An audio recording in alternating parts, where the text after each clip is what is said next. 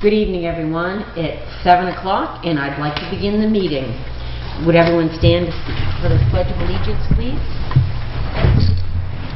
I pledge allegiance to the flag of the United States of America and to the republic for which it stands, one nation, under God, indivisible, with liberty and justice for all.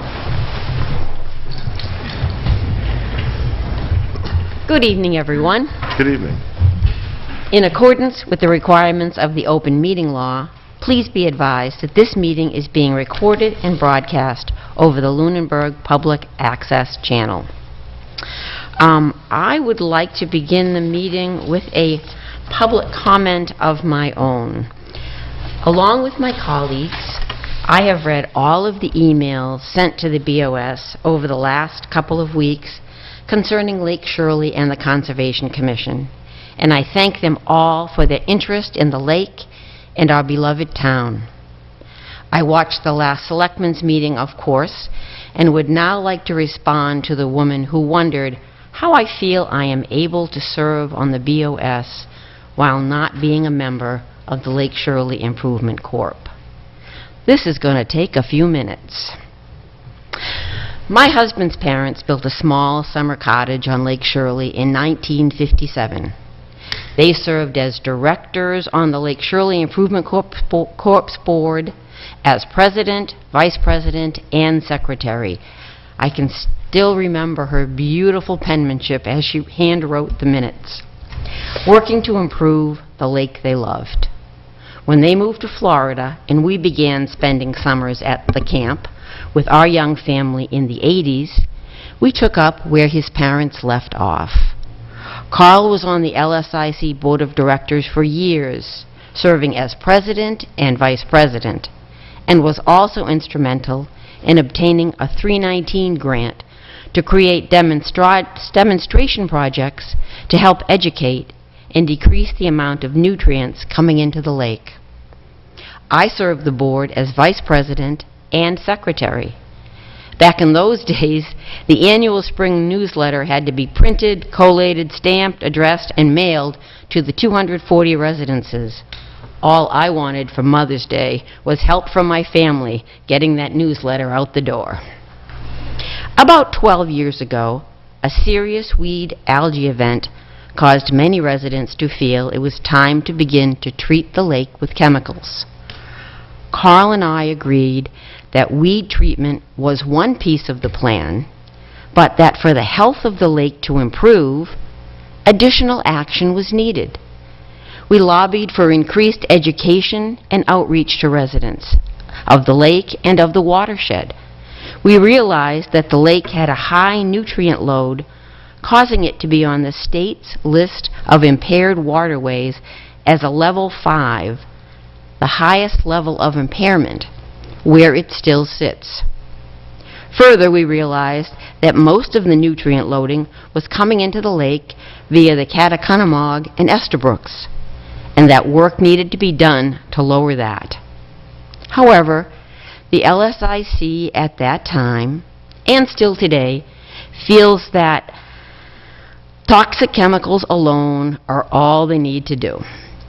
We, as well as every consultant the LSIC has ever employed, disagree and feel more is required.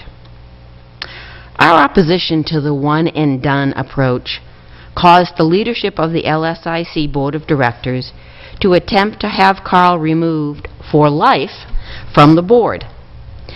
LSI leadership at that time also changed a bylaw in place since the LSIC founding that had allowed a member to be president for no more than 2 years in a row.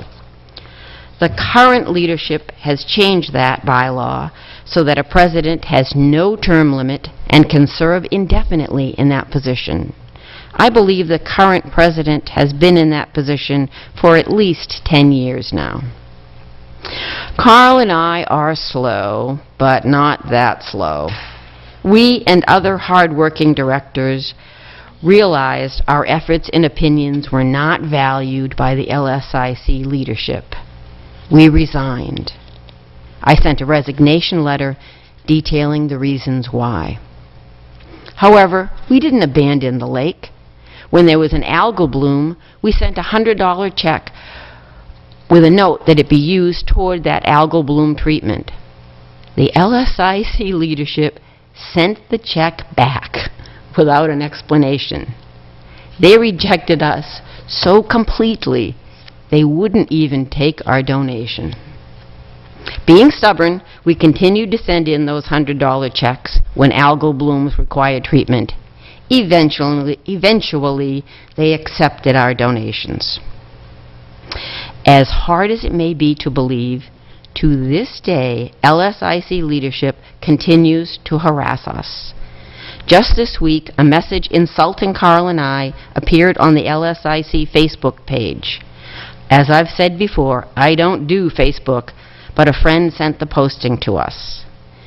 I understand an LSIC member sent a message that the post was inappropriate and it has since been removed. Thank you.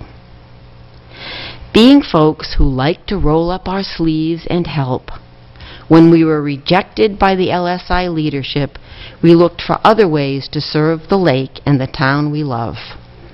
When I retired, I found a place where I feel my contributions are valued on the Board of Selectmen and the Stormwater Task Force.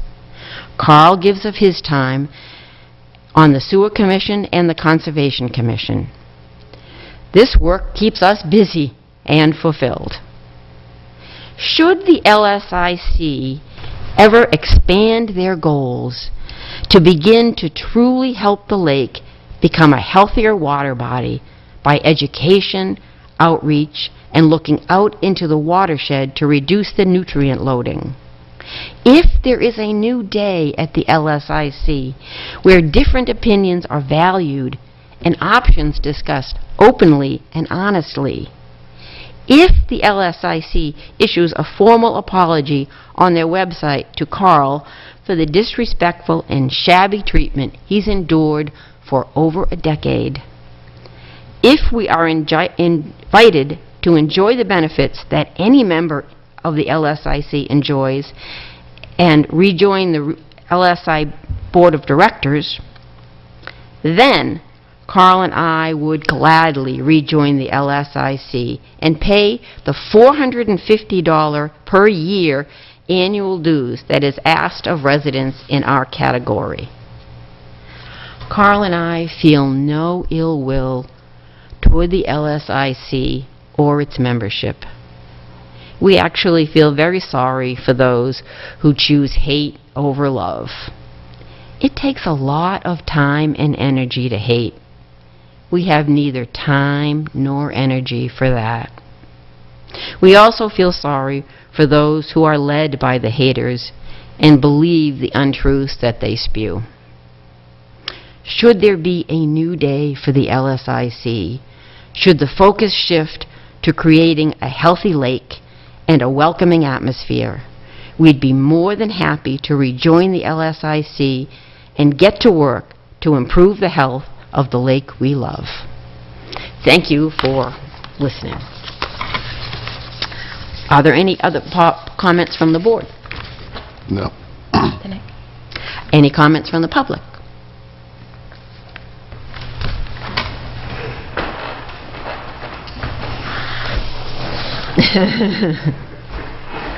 Welcome, Steve. Thank you. First of all, my name is Steve Weaver, and I live at 288 Holman Street. I wanted to recognize Gary Rhodes, too, because of his resignation and everything.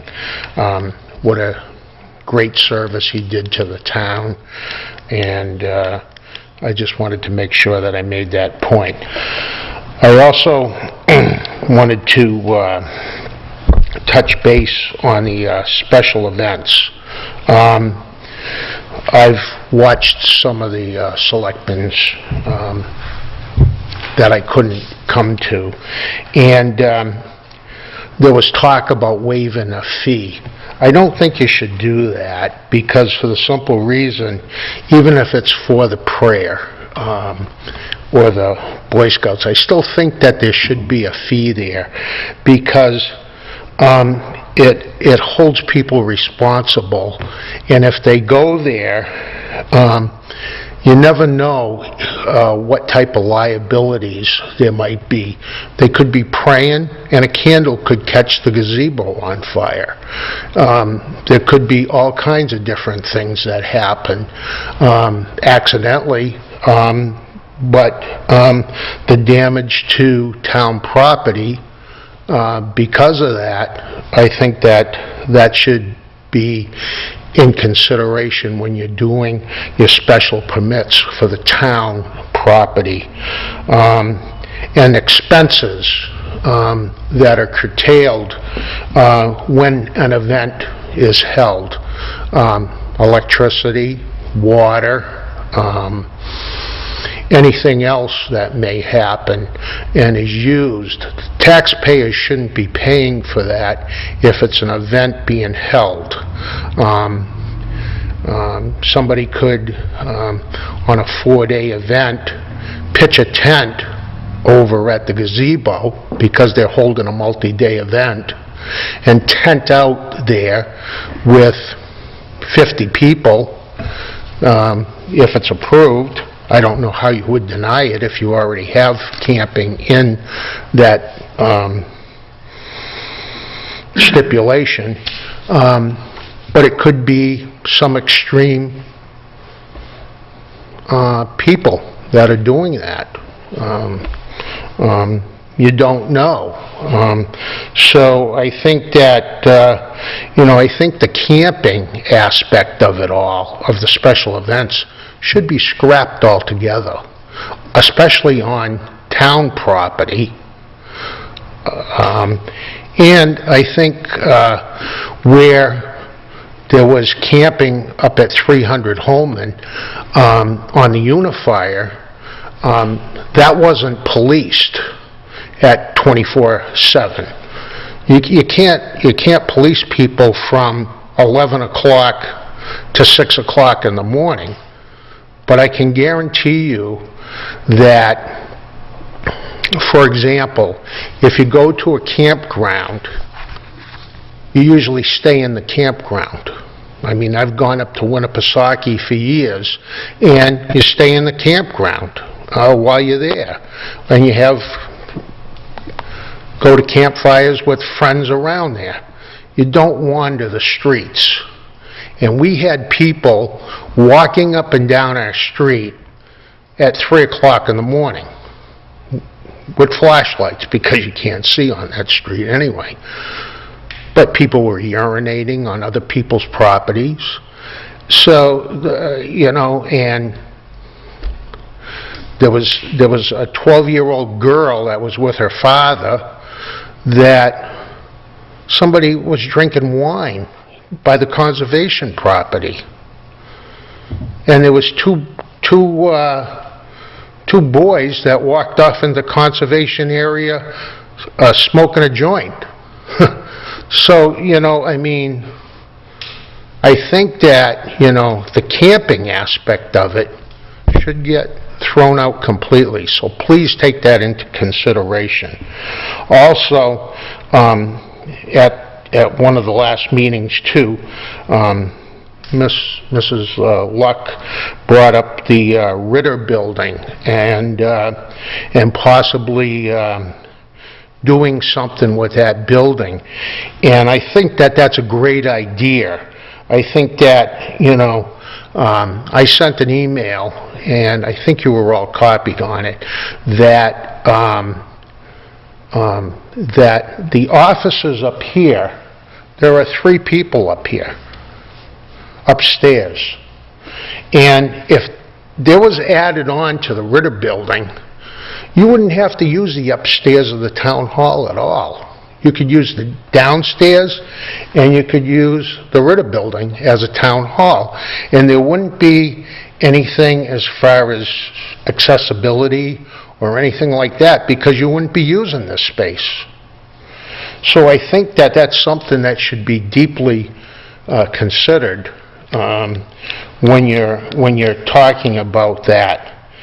And because I honestly think that the Passios building is going to be needed for the schools. I talked to Dave Rogers, and, you know, him and I are in agreement that with the Howard Street additions up there, if there's a couple of kids in each one of those houses that are going up there, the schools are going to be in trouble.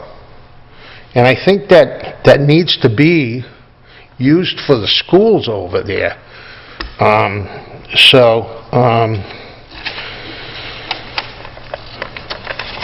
That's it for now.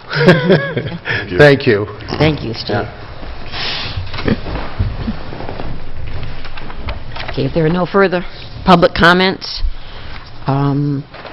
we'll start with our first appointment, our 7:05 poll petition public hearing for 994 Northfield Road, Plan Number 966-L by Unitil Fitchburg Gas and Electric. This notice went to abutters on July 1st, 2019. To all interested parties, in conformity with the requirements of Section 22 of Chapter 166 of the General Laws, TER, Ed, what does that mean? I'm not sure. Okay, we don't know what that means. You are hereby notified that a public hearing will be held at the Town Hall, 17 Main Street, second floor, in the Joseph F. Bellotta Meeting Room, Lunenburg, Mass., on Tuesday, July 23, 2019, at 7:05 p.m. upon petition of Unitil Fitchburg Gas and Electric Light Company for permission to erect or construct in a location for a line of wires, poles, and such other fixtures as may be necessary to sustain or protect the wires of the line for the transmission of electricity upon, along, across, or under the following public ways of said town: 994 Northfield Road, one proposed new pole, 1,273 feet west from Stagecoach Road, titled Plan Number 966-L, dated 6/19/2019. Location approximately as shown on the attached plan. Wherefore it prays that after due notice and hearing as provided by law, it be granted a location for and permission to erect and maintain poles and wires, together with such sustaining and protecting fixtures as it may find necessary. Said poles to be erected substantially in accordance with the plan filed herewith marked. Also, for permission to lay and maintain underground laterals, cables, and wires in the above or intersecting public ways for the purpose of making connections with such poles and buildings as each of the petitioners may desire for distributing purposes. Elaine M. Peterson, Executive Assistant to the Town Manager. Will the Unitil representative join us?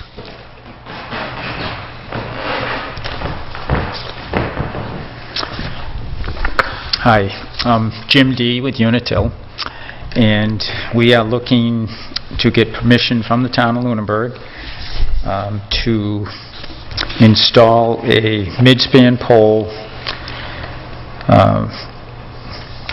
on Northfield Road, basically at 944 Northfield Road by the golf course, and as shown on the design, it would be pole 91A, and that would be to serve a new customer that will be building out behind the golf course. I appreciate that you provided us with driveways. I think that is... Yeah, I learned my lesson, I think, last time. I think this is really straightforward. I move that we approve this petition as presented. Second. All in favor? Aye. Aye. Aye. Thank you very much. Thank you.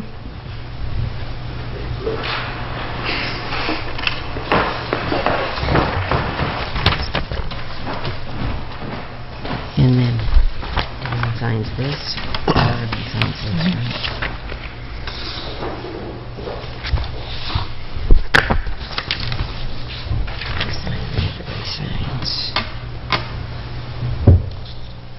Okay, so now are you going to take care of the interviews, appointments? Yes.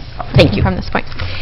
So the first ratification of appointment before you is for a interim principal account clerk, and her name is Megan Lorden, and this is to fill a temporary vacancy in the treasurer collector's office due to an employee being out on medical leave.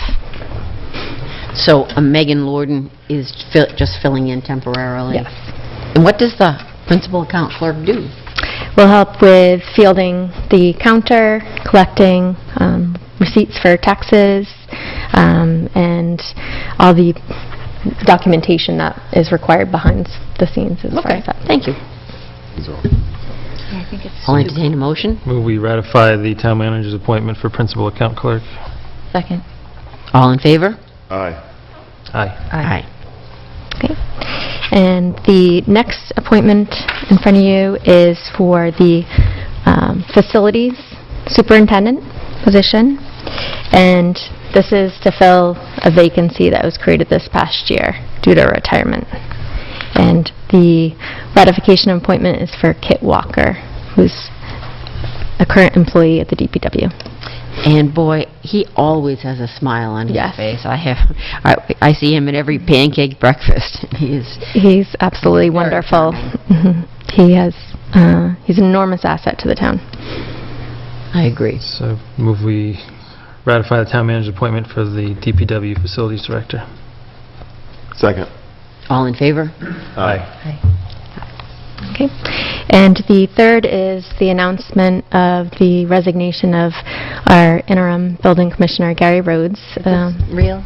This is real. He is definitely ready to become retired once again. He has helped us out enormously in a time of need over the last 2 years when we had our previous building commissioner leave, and he came out of retirement at that point, helped the town. He was ready to retire at one point because we had a local that was going to be moving on to that role. That person decided to go back into the private industry, so he stayed on again at that point. He's helped us out a lot with figuring out all the earth removal permits, which was a myriad of figuring out and a puzzle to put all those together. It took a lot of time that he put an immense amount of energy into. So I want to thank him for all his work, for his time in the town, and wish him well. Do we have a replacement, or is it still a vacancy? We do not. So there are 4 alternatives that we're exploring. So one, we're discussing with another town about regionalizing the position, regionalizing services, both a commissioner and a local, to cover the necessary hours that we need for those positions. 2, we're looking at a firm for a temp service. So for the short term, if we need someone right away to do a temporary service. 3, we could look at reaching out to towns again just for a per diem rate if we need a building commissioner to sign off on final occupancy permits, which right now we don't have any immediately pending. So we're fortunate in that respect. So you sort of use another town as like a temp agency? Yes. Yep. Basically on-call kind of need. Should people would be. expect delays in anything to do with building permitting right now, or is everything? No, I don't expect there will be. We still have our local, Donald Farrar, and that was the 4th option. We can apply for a waiver for a temporary, so he can become our building commissioner you can receive a waiver up to 18 months for your local. So those are our options that we're exploring, all of them right now. Or Good what luck if? with that. Yes. What if we nay his retirement? Wish I could. He's wonderful to work with. We're going to miss him. No, we personally, we went in with an issue, and he was very helpful very quickly. Yes. He will be missed. Well, We thank him for his efforts. So I guess I would make a motion that we accept the resignation of the interim building commissioner, Gary Rhodes, and thank him. Second. All in favor? Aye. Aye. Ready for your town manager report? Yep, very short tonight. You don't have anyone in town that's capable of backing up, that would be able to step up into that position? That's currently on staff. Yes. The local inspector, that's what was one of the options. He would be the only qualified person that we have on staff that has the certifications that could apply for a waiver for that position. Yeah. I didn't hear that. So to repeat announcements for the walkability meetings, there's one this Thursday in the Whalum area to begin on the lakefront, and the DPW director met with Sherry Bean to go over the route for that, and it's really going to be around like the Rotary along Whalum Road and up towards the beach. Oh, good. To focus on that area. That's Perfect. the lack of sidewalks in that area. So that begins at 5 p.m. Wear bright clothing. Yes. I just spent 2 weeks endangering my whole family's life in that area. We survived. And the second walkability meeting is for the Main Street area, and that's on Tuesday, July 30th at 5 p.m. to begin at Town Hall.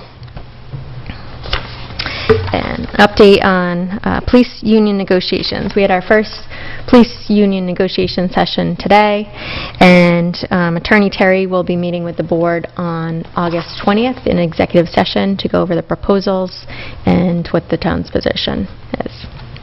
That's a fairly short amount of time. For August 20th, you'll be ready to discuss negotiations with the board by then? yes. Great. An announcement of existing vacancies. I'll continue to promote what our vacancies are and anyone to apply for, through a talent bank form.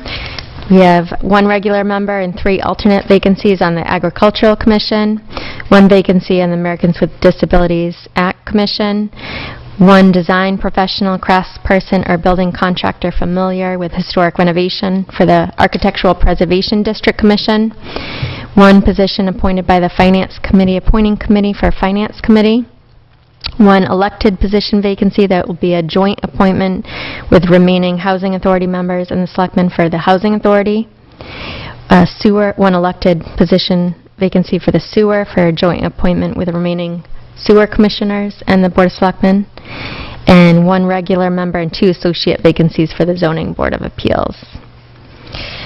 Upcoming meetings that I'll be attending and announcements. July Town Council office hours will be tomorrow, Wednesday, July 24th from 9 a.m. to 1 p.m. August Town Council office hours are Tuesday, August 20th from 2 to 6 p.m. I'll be attending the Finance Committee meeting this Thursday, depending on the end time for the walkability meeting for the Whalum area. And I will be holding a department head meeting next Tuesday, July 30th. Any questions for the town manager? No. Okay. Thank you. Thank you. Yeah, thank you very much. Those updates are very important. Do you have a question?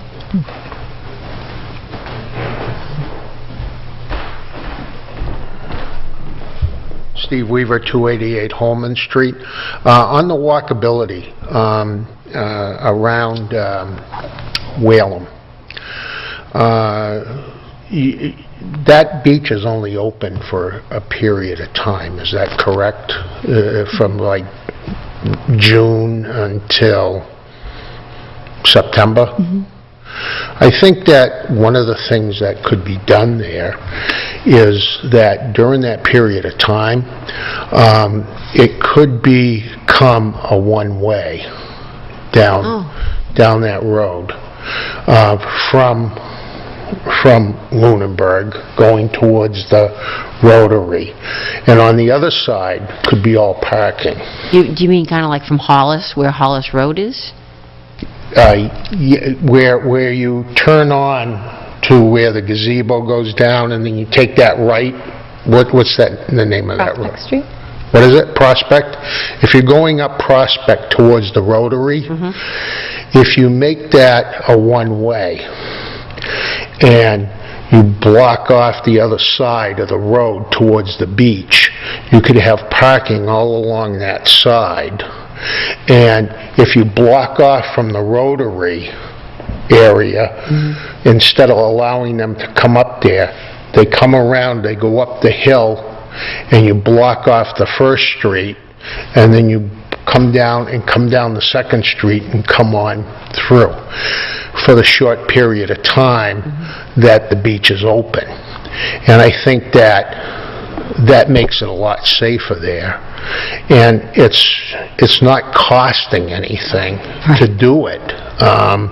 It's just blocking off that road seasonally. And you have that opens up that whole lane. I mean, you got parking along the fence, but then if you're getting out of your car and everything, there's no other cars there because they're on the other side of the road. Well, that's a good idea, and we can think about it on that walkability walk, Yeah. And then, yeah. like you say, if you made something one-way temporarily, that's a really cheap For 3 solution. months. For 3 months. And it's also something you could just try. If it's That's a right. disaster, it's a disaster. That's but right. It Like could be worth a Roosevelt try. said. That's right. All right. Thank you. Thank you. Yeah. One other quick announcement I want to share was Adam Burney, the land use director, attended a meeting of the governor had about an announcement of funding for affordable housing, and it was for the Tri-Town development for the senior housing project. So that developer received funding for that, so that will be moving forward this year. Oh, that's very good news. Yes, it is. Thank you for... Thank you. Thank you. Congratulations to Adam Burney and the town. Great. All right, nothing else in the report? No. Okay, minutes. We have very long minutes from the meeting of May 14th. That Elaine is very good. We have warrants. The water commissioners accounting. First commitment. The first commitment, the quarterly billing first commitment, $7,477.72.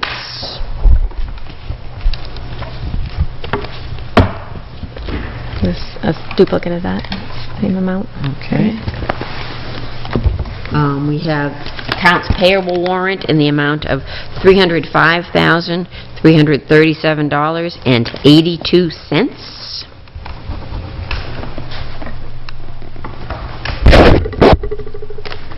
We have interest payment on loan of $110,600. We have payroll warrant in the amount of $604,476.68.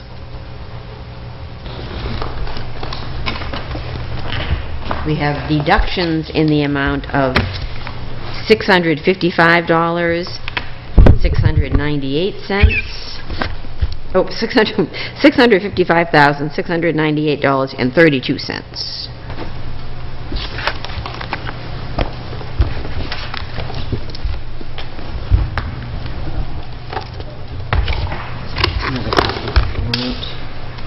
Are there any committee reports? No. I don't have any at this time. I just wanted to mention that the town manager and DPW director met with CEI, the new contractor who will help the town meet the Year 2 requirements of the Municipal Separate Storm Sewer System Permit, the MS4. They will all meet with the Stormwater Task Force on August 15th to get the ball rolling. Can't wait. There's also going to be a meeting of the State Stormwater Coalition on August 1st at the DEP building in Worcester, where the State Stormwater Coalition will let the towns that belong to the coalition know how they're able to help us fulfill the requirements of our annual report. So that'll be good to get to. There's no old business. So upcoming meetings, event schedule, the town manager mentioned the walkability efforts. The Board of Selectmen will meet on August 6th at 7 p.m. August 12th at 6:30 p.m. when we will be attending a planning board public hearing on Unitil's storm resiliency program. August 13th in this location at 7 p.m. August 20th, again, in this location at 7 p.m. Are there any final public comments from the board? Any final public comments from the public? I'll entertain a motion to adjourn. So moved. I would second that. All in favor? Aye. Aye. Thank you very much. Good night, everyone. Enjoy your week. And your night.